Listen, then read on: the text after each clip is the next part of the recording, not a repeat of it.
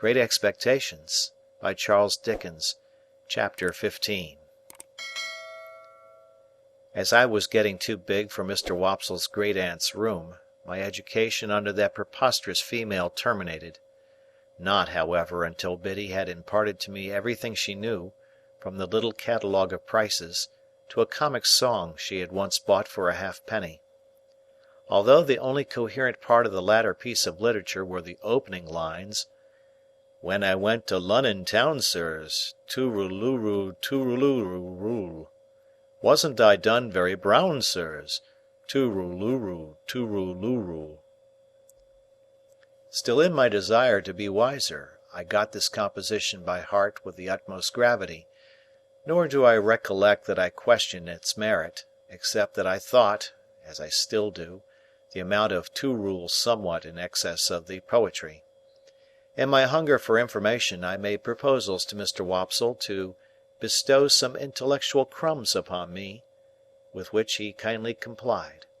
As it turned out, however, that he only wanted me for a dramatic lay figure, to be contradicted and embraced and wept over and bullied and clutched and stabbed and knocked about in a variety of ways, I soon declined that course of instruction, though not until Mr. Wopsle in his poetic fury had severely mauled me. Whatever I acquired I tried to impart to Joe. This statement sounds so well that I cannot in my conscience let it pass unexplained. I wanted to make Joe less ignorant and common, that he might be worthier of my society, and less open to Estella's reproach. The old battery out on the marshes was our place of study, and a broken slate and a short piece of slate pencil were our educational implements, to which Joe always added a pipe of tobacco. I never knew Joe to remember anything from one Sunday to another, or to acquire, under my tuition, any piece of information whatever. Yet he would smoke his pipe at the battery with a far more sagacious air than anywhere else, even with a learned air, as if he considered himself to be advancing immensely. Dear fellow, I hope he did. It was pleasant and quiet, out there with the sails on the river passing beyond the earthwork, and sometimes, when the tide was low, looking as if they belonged to sunken ships that were still sailing on at the bottom of the water. Whenever I watched the vessels standing out to sea with their white sails spread, I somehow thought of Miss Havisham and Estella, and whenever the light struck aslant, far off, upon a cloud or sail, or green hillside or waterline, it was just the same. Miss Havisham and Estella, and the strange house, and the strange life appeared to have something to do with everything that was picturesque. One Sunday when Joe, greatly enjoying his pipe, had so plumed himself on being "most awful dull" that I had given him up for the day, I lay on the earthwork for some time with my chin on my hand, descrying traces of Miss Havisham and Estella all over the prospect, in the sky and in the water, until at last I resolved to mention a thought concerning them that had been much in my head. "Joe," said I, "don't you think I ought to make Miss Havisham a visit?" "Well, Pip," returned Joe, slowly considering, "what for?" "What for, Joe? What is any visit made for?" "There is some visits, perhaps," said Joe, "as forever remains open to the question, Pip.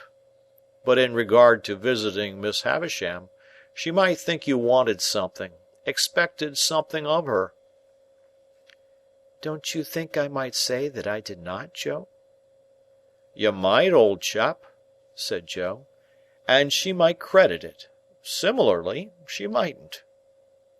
Joe felt, as I did, that he had made a point there, and he pulled hard at his pipe to keep himself from weakening it by repetition. "You see, Pip," Joe pursued, as soon as he was past that danger, "Miss Havisham done the handsome thing by you.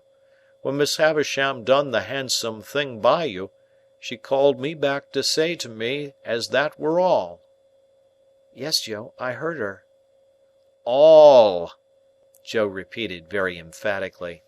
"Yes, Joe, I tell you I heard her."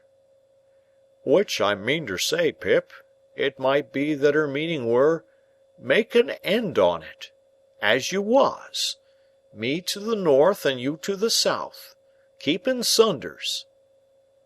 I had thought of that too, and it was very far from comforting to me to find that he had thought of it, for it seemed to render it more probable. "But, Joe—" "Yes, old chap." "Here I am, getting on in the first year of my time, and since the day of my being bound I have never thanked Miss Havisham, or asked after her, or shown that I remember her." "That's true, Pip. And unless you was to turn her out a set of shoes all four round, and which I mean to say, as even a set of shoes all four round might not be acceptable as a present, in a total wacancy of hoofs." "I don't mean that sort of remembrance, Joe. I don't mean a present." But Joe had got the idea of a present in his head, and must harp upon it. "Or even," said he, "if you was helped to knocking her up a new chain for the front door, or say a gross or two of shark-headed screws for general use, or some light fancy article, such as a toasting fork when she took her muffins, or a gridiron when she took a sprat or such like." "I don't mean any present at all, Joe," I interposed. "Well," said Joe, still harping on it, though I had particularly pressed it, "if I was yourself, Pip, I wouldn't. No, I would not. For what's a door chain when she's got one always up? And shark-headers is open to misrepresentations. And if it was a toasting fork, you'd go into brass and do yourself no credit. And the uncommonest workman can't show himself uncommon in a gridiron. For a gridiron is a gridiron," said Joe, steadfastly impressing it upon me, as if he were endeavouring to rouse me from a fixed delusion. "And you may ham it what you like, but a gridiron it will come out, either by your leave or against your leave, and you can't help yourself." "My dear Joe," I cried in desperation, taking hold of his coat, "don't go on in that way. I never thought of making Miss Havisham any present." "No, Pip," Joe assented, as if he had been contending for that all along. "And what I say to you is, you are right, Pip." "Yes, Joe. But what I wanted to say was, that as we are rather slack just now, if you would give me a half-holiday to-morrow, I think I would go up-town and make a call on Miss Havisham." "Which her name," said Joe, gravely, "ain't Stavisham, Pip, unless she has been rechristened." "I know, Joe, I know. It was a slip of mine. What do you think of it, Joe?" In brief, Joe thought that if I thought well of it, he thought well of it. But he was particular in stipulating that if I were not received with cordiality, or if I were not encouraged to repeat my visit, as a visit which had no ulterior object but was simply one of gratitude for a favour received, then this experimental trip should have no successor. By these conditions I promised to abide. Now, Joe kept a journeyman at weekly wages, whose name was Orlick. He pretended that his Christian name was Dolge, a clear impossibility, but he was a fellow of that obstinate disposition that I believe him to have been the prey of no delusion in this particular, but wilfully to have imposed that name upon the village as an affront to its understanding. He was a broad-shouldered, loose-limbed, swarthy fellow of great strength, never in a hurry, and always slouching. He never even seemed to come to his work on purpose, but would slouch in as if by mere accident, and when he went to the Jolly Bargeman to eat his dinner, or went away at night, he would slouch out, like Cain or the Wandering Jew, as if he had no idea where he was going and no intention of ever coming back. He lodged at a sluice-keeper's out on the marshes, and on working days would come slouching from his hermitage, with his hands in his pockets and his dinner loosely tied in a bundle round his neck and dangling on his back. On Sundays he mostly lay all day on the sluice-gates, or stood against ricks and barns. He always slouched, locomotively, with his eyes on the ground, and, when accosted or otherwise required to raise them, he looked up in a half resentful, half puzzled way, as though the only thought he ever had was, that it was rather an odd and injurious fact that he should never be thinking. This morose journeyman had no liking for me. When I was very small and timid, he gave me to understand that the devil lived in a black corner of the forge, and that he knew the fiend very well, also that it was necessary to make up the fire, once in 7 years, with a live boy, and that I might consider myself fuel. When I became Joe's prentice, Orlick was perhaps confirmed in some suspicion that I should displace him, howbeit he liked me still less. Not that he ever said anything, or did anything, openly importing hostility. I only noticed that he always beat his sparks in my direction, and that whenever I sang Old Clem, he came in out of time. Dolge Orlick was at work and present next day, when I reminded Joe of my half-holiday. He said nothing at the moment, for he and Joe had just got a piece of hot iron between them, and I was at the bellows. But by and by he said, leaning on his hammer, "Now, master, sure you're not a-going to favour only one of us. If young Pip has a half-holiday, do as much for old Orlick." I suppose he was about 25, but he usually spoke of himself as an ancient person. "Why, what'll you do with a half-holiday, if you get it?" said Joe. "What'll I do with it?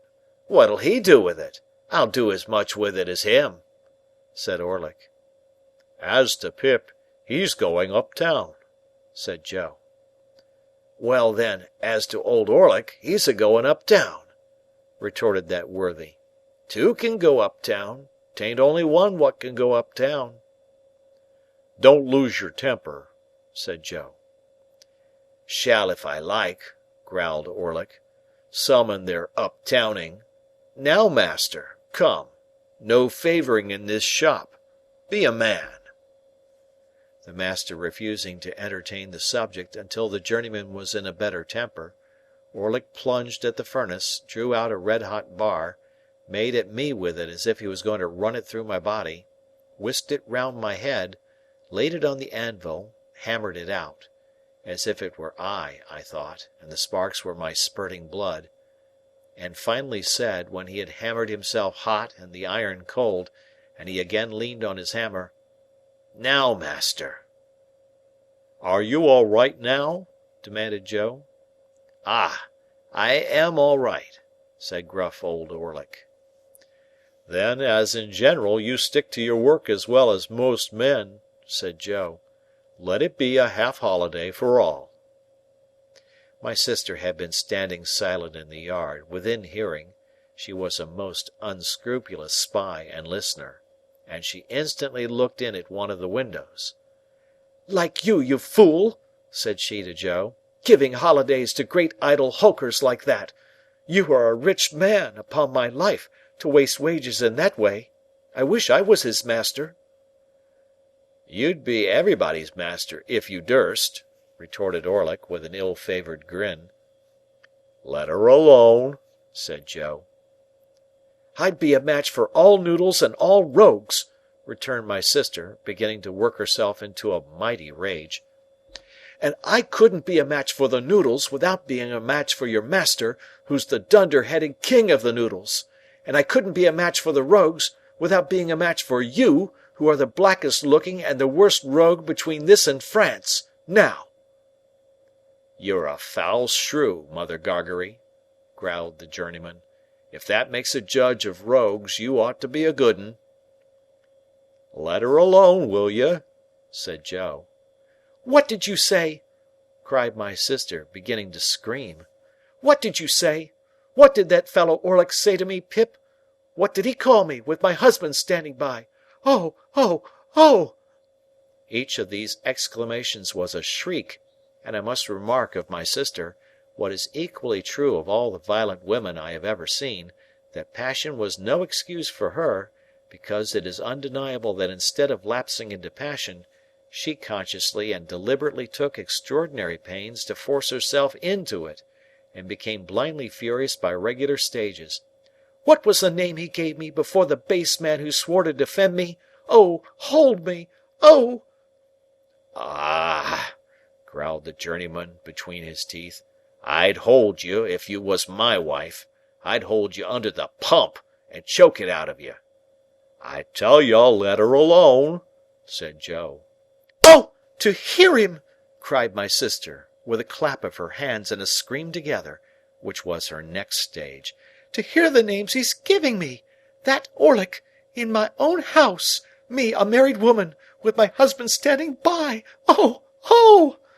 Here my sister, after a fit of clappings and screamings, beat her hands upon her bosom and upon her knees, and threw her cap off, and pulled her hair down, which was the last stages on her road to frenzy. Being by this time a perfect fury and a complete success, she made a dash at the door which I had fortunately locked. What could the wretched Joe do now, after his disregarded parenthetical interruptions, but stand up to his journeyman and ask him what he meant by interfering betwixt himself and Mrs. Joe, and further whether he was man enough to come on? Old Orlick felt that the situation admitted of nothing less than coming on, and was on his defence straightway, so, without so much as pulling off their singed and burnt aprons, they went at one another like two giants. But if any man in that neighbourhood could stand up along against Joe, I never saw the man. Orlick, as if he had been of no more account than the pale young gentleman, was very soon among the coal dust, and in no hurry to come out of it. Then Joe unlocked the door, and picked up my sister, who had dropped insensible at the window, but who had seen the fight first, I think, and who was carried into the house and laid down, and who was recommended to revive, and would do nothing but struggle and clench her hands in Joe's hair. Then came that singular calm and silence which succeed all uproars, and then, with the vague sensation which I have always connected with such a lull, namely, that it was Sunday and somebody was dead, I went upstairs to dress myself. When I came down again, I found Joe and Orlick sweeping up, without any other traces of discomposure than a slit in one of Orlick's nostrils, which was neither expressive nor ornamental. A pot of beer had appeared from the Jolly Bargemen, and they were sharing it by turns in a peaceable manner. The lull had a sedative and philosophical influence on Joe, who followed me out into the road to say, as a parting observation that might do me good, "On the rampage, Pip, and off the rampage, Pip. Such is life." With what absurd emotions, for we think the feelings that are very serious in a man quite comical in a boy, I found myself again going to Miss Havisham's, matters little here. Nor how I passed and repassed the gate many times before I could make up my mind to ring, nor how I debated whether I should go away without ringing, nor how I should undoubtedly have gone, if my time had been my own, to come back. Miss Sarah Pocket came to the gate. No Estella. "How then, you here again?" said Miss Pocket. "What do you want?" When I said that I only came to see how Miss Havisham was, Sarah evidently deliberated whether or no she should send me about my business. But unwilling to hazard the responsibility, she let me in, and presently brought the sharp message that I was to come up. Everything was unchanged, and Miss Havisham was alone. "Well," said she, fixing her eyes upon me, "I hope you want nothing? You'll get nothing?" "No, indeed, Miss Havisham. I only wanted you to know that I am doing very well in my apprenticeship, and am always much obliged to you." "There, there," with the old restless fingers. "Come now and then. Come on your birthday. Aye!" she cried suddenly, turning herself in her chair towards me. "You were looking round for Estella, hey?" I had been looking round, in fact, for Estella, and I stammered that I hoped she was well. "Abroad," said Miss Havisham, "educating for a lady, far out of reach, prettier than ever, admired by all who see her. Do you feel that you have lost her? There was such a malignant enjoyment in her utterance of the last words, and she broke into such a disagreeable laugh, that I was at a loss what to say. She spared me the trouble of considering, by dismissing me. When the gate was closed upon me by Sarah of the walnut-shell countenance, I felt more than ever dissatisfied with my home, and with my trade, and with everything, and that was all I took by that motion. As I was loitering along the High Street, looking in disconsolately at the shop windows, and thinking what I would buy if I were a gentleman, who should come out of the bookshop but Mr. Wopsle. Mr. Wopsle had in his hand the affecting tragedy of George Barnwell, in which he had that moment invested sixpence, with the view of heaping every word on it on the head of Pumblechook, with whom he was going to drink tea. No sooner did he see me, than he appeared to consider that a special providence had put a 'prentice in his way to be read at, and he laid hold of me, and insisted on my accompanying him to the Pumblechookian parlour. As I knew it would be miserable at home, and as the nights were dark and the way was dreary, and almost any companionship on the road was better than none, I made no great resistance. Consequently, we turned into Pumblechook's just as the street and the shops were lighting up. As I never assisted at any other representation of George Barnwell, I don't know how long it may usually take, but I know very well that it took until 9:30 that night, and that when Mr. Wopsle got into Newgate, I thought he never would go to the scaffold, he became so much slower than at any former period of his disgraceful career. I thought it a little too much that he should complain of being cut short in his flower after all, as if he had not been running to seed, leaf after leaf, ever since his course began. This, however, was a mere question of length and wearisomeness. What stung me was the identification of the whole affair with my unoffending self. When Barnwell began to go wrong, I declare that I felt positively apologetic. Pumblechook's indignant stare so taxed me with it. Wopsle, too, took pains to present me in the worst light. At once ferocious and maudlin, I was made to murder my uncle with no extenuating circumstances whatever. Millwood put me down in argument, on every occasion. It became sheer monomania in my master's daughter to care a button for me, and all I can say for my gasping and procrastinating conduct on the fatal morning is that it was worthy of the general feebleness of my character. Even after I was happily hanged and Wopsle had closed the book, Pumblechook sat staring at me, and shaking his head, and saying, "Take warning, boy, take warning," as if it were a well-known fact that I contemplated murdering a near relation, provided I could only induce one to have the weakness to become my benefactor. It was a very dark night when it was all over, and when I set out with Mr. Wopsle on the walk home. Beyond town, we found a heavy mist out, and it fell wet and thick. The turnpike lamp was a blur, quite out of the lamp's usual place, apparently, and its rays looked solid substance on the fog. We were noticing this, and saying how that the mist rose with a change of wind from a certain quarter of our marshes, when we came upon a man slouching under the lee of the turnpike house. "Halloa!" we said, stopping. "Orlick there?" "Ah!" he answered, slouching out. "I was standing by a minute, on the chance of company." "You are late," I remarked. Orlick not unnaturally answered, "Well, and you're late." "We have been," said Mr. Wopsle, exalted with his late performance, "we have been indulging Mr. Orlick in an intellectual evening." Old Orlick growled, as if he had nothing to say about that, and we all went on together. I asked him presently whether he had been spending his half-holiday up and down town. "Yes," said he, "all of it. I come in behind yourself. I didn't see you, but I must have been pretty close behind you. By and by, the guns is going again." "At the hulks?" said I. "Ay. There's some of the birds flown from the cages. The guns have been going since dark about. You'll hear one presently." In effect, we had not walked many yards further when the well-remembered boom came towards us, deafened by the mist, and heavily rolled away along the low grounds by the river, as if it were pursuing and threatening the fugitives. "A good night for cutting off in," said Orlick.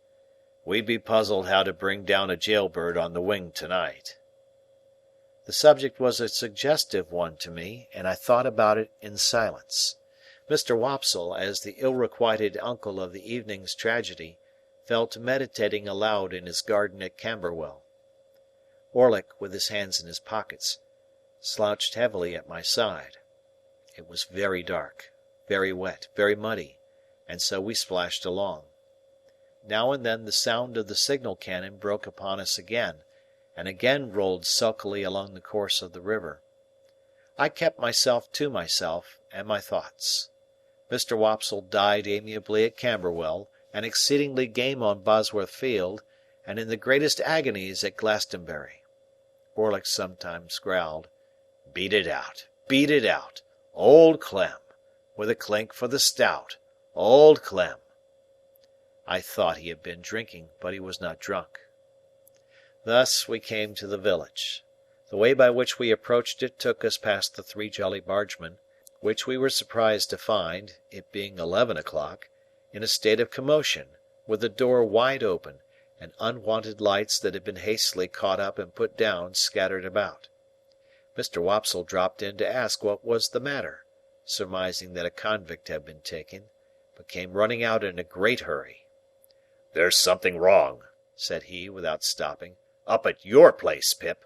Run all." "What is it?" I asked, keeping up with him. So did Orlick at my side. "I can't quite understand. The house seems to have been violently entered when Joe Gargery was out. Supposed by convicts. Somebody has been attacked and hurt." We were running too fast to admit of more being said, and we made no stop until we got into our kitchen. It was full of people.